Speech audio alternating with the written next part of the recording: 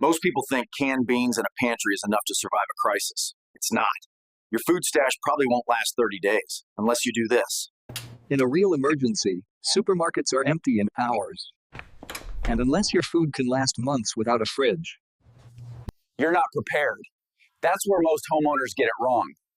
If you want real food security, build a root cellar.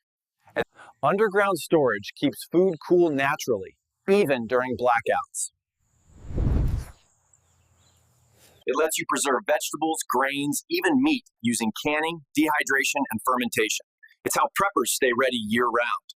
But if you don't know where to start or how to make one on your property, there's a guide that breaks everything down step by step. It's called Easy Cellar by Tom Griffith. It teaches exactly how to store food for years. No electricity needed. Links in the description if you want to build real food security at home.